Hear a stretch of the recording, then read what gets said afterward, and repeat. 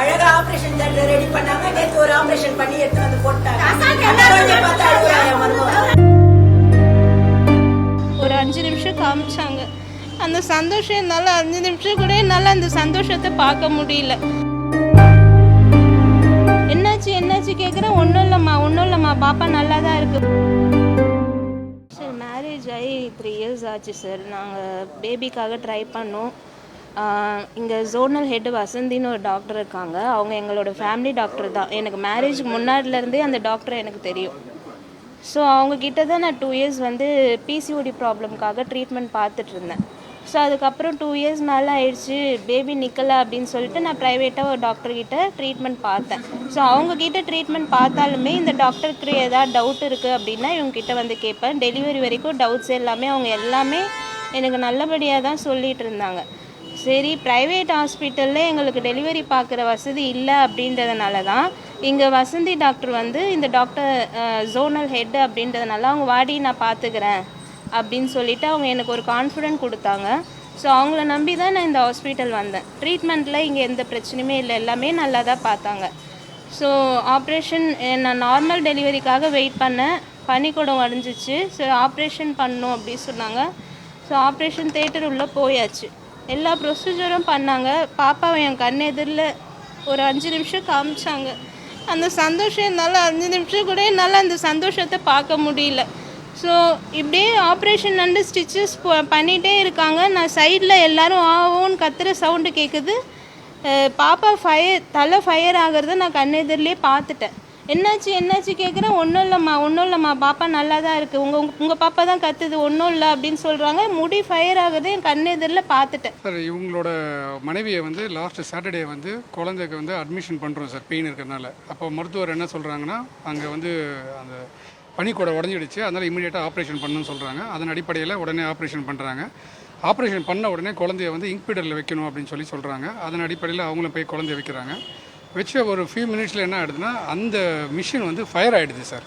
So fire ஆன பிறகு என்னென்னா, இது உங்களுக்கு தெரியாது யாருக்கும், எங்களுக்கு இவங்க குழந்தைங்களுக்கு பேரண்ட்டுக்கு அவங்க இன்ஃபார்ம் பண்ணவே இல்லை. ஃபயர் ஆனதுக்கு அப்புறம் என்ன ஆகிடுதுன்னா, கொஞ்சம் நேரம் படுத்து உடனே குழந்தைய வந்து நாங்கள் பெரிய ஹாஸ்பிட்டல், பேபி ஹாஸ்பிட்டல் இட்டுன்னு போகணும்னு சொல்கிறாங்க. எதுக்குன்னு சொல்லிட்டு ஒரு பேரண்ட் அவங்க அப்பா கேட்கும் போது என்ன சொல்கிறாங்கன்னா, இல்லை கொஞ்சம் சின்ன ப்ராப்ளமாக இருக்குது, ஃபயர் அடித்து, அதனால் வந்து இட்டுன்னு போகிறோம், ஒன்றும் ப்ராப்ளம் இல்லை, அங்கே சரியாடுன்னு சொல்கிறாங்க. அப்போ அங்கே போகும்போது என்ன சொல்கிறாங்க, அங்கே இருக்கிற மருத்துவர் 27% வந்து குழந்தை வந்து பேர்ன் ஆயிடுச்சுன்னு சொல்கிறாங்க. 27% வந்து பேர்ன் ஆயிடுச்சு அப்படின்னா அந்த குழந்தை எப்படி இருக்கும், அந்த குழந்தையோட நிலைமை எப்படி இருக்கும்? ஸோ இது சம்மந்தமாக நாங்கள் எதுவுமே பெருசாக எஸ்கலேட் பண்ணல. அங்கே இருக்க பெரிய மருத்துவர்லாம் என்ன சொல்கிறாங்க அப்படின்னா, நாங்கள் நல்லா தகுந்த சிகிச்சை பார்ப்போம், அந்த சிகிச்சையில் குழந்தை சரியாடுன்றாங்க. ஆனால் குழந்தைய வந்து ஒரு 2 டேஸ் அவங்க மதர்கிட்ட காட்டல. ஃபாதர் மட்டும்தான் வந்து ஃபீடிங் எடுத்துன்னு போயிட்டு அந்த மில்க் மட்டும் கொடுக்குறாரு குழந்தைக்கு. ஆனால் அந்த மருத்துவர் யாருமே வந்து குழந்தையோட உண்மைத்தன்மை எதுவுமே சொல்லலை சார். அதன் பிறகு என்ன பண்ணுறாங்க, திருப்பி இங்கே ஹாஸ்பிட்டலில் வராங்க. டெய்லியும் வந்து இவங்களோட மில்க் ஃபீட் மட்டும் எடுத்துன்னு போயிட்டு கொடுக்கும்போது என்ன பண்ணுறாங்கன்னா, இப்போ ஒன்றும் இல்லை, கொஞ்சம் 1 இன்ச்சு இப்போ இம்ப்ரூவ்மெண்ட் இருக்குன்றாங்க. அப்புறம் அங்கே இருக்க டீன்லாம் கூப்பிட்டு இவங்ககிட்ட பேசுகிறாங்க. இது வந்து என்ன நடந்ததுன்னு நாங்கள் கேட்கும் போது, அந்த மிஷின் ஆக்சிஜன் மிஷினும் மேலே இருக்கிற ஒரு லைட்டோட இதுவும் வந்து எர்த்து வந்து பவர் சப்ளை ஆகி இந்தமாதிரி வந்து ஃபயர் அடிச்சுன்றாங்க.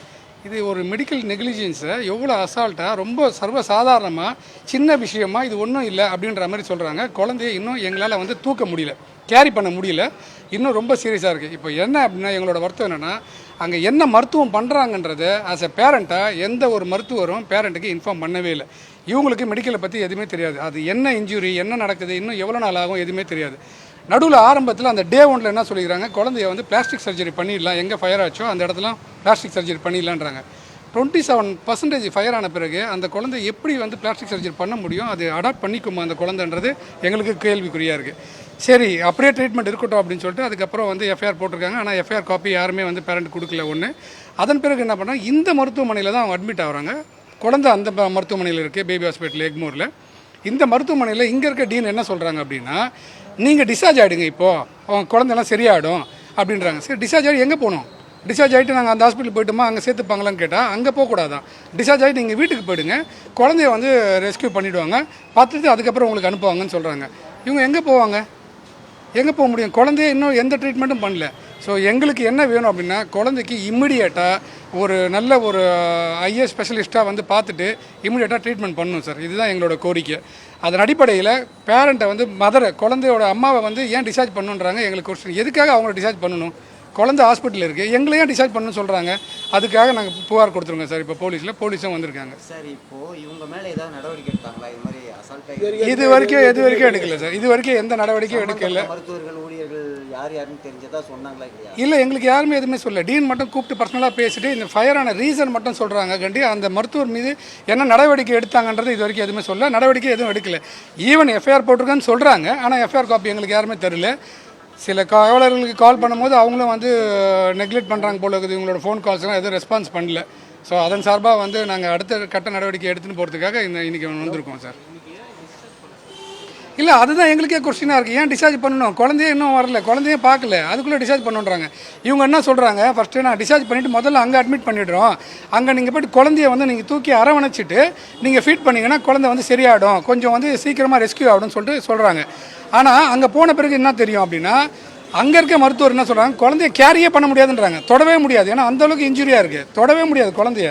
அப்படி இருக்கும் பட்சத்தில் எப்படி எங்களுக்கு இங்கே டிஸ்சார்ஜ் பண்ண சொல்கிறாங்க? அதுதான் எங்களோட கொஸ்டின். அது சம்மந்தமாக தான் புகார் கொடுத்துருக்கோம். இல்லை சார், அது மெடிக்கல் ஆகுது என்ன, அதோட அவங்க டாக்டர்ஸ்குள்ளே என்ன நடக்குதுன்றது எங்களுக்கு தெரியாது இல்லையா. அது உள்ளே இன்டர்னலாக நடக்குது. ஸோ இது சம்மந்தமாக நாங்கள் வந்து மெடிக்கல் கவுன்சிலையும் புகார் கொடுக்கறதுக்கு இன்றைக்கி நாங்கள் அடுத்த நடவடிக்கை எடுக்கிறோம் சார். நாங்கள் அது தனிப்பட்ட முறை எந்த மருத்துவர்னு எங்களுக்கு எதுவுமே தெரியல. எதனால் ஆச்சுன்றது எங்களுக்கு ப்ராப்பராக ரிசல்ட் தரல. எஃப்ஐஆர் போட்டாங்கன்னு சொல்கிறாங்க, எஃப்ஐஆரோட காப்பியும் எங்களுக்கு தரல. ஸோ அதனால் எங்களுக்கு எதுவும் தெரியாதனால நாங்கள் வந்திருக்கோம் சார். இல்லை, எங்களுக்கு காப்பியே கொடுக்கல, சர்வ் பண்ணவே இல்லை. இவருக்கு பேரண்ட்டுக்காக இவருக்கு சர்வ் பண்ணவே இல்லை இன்னும் அந்த காப்பியை.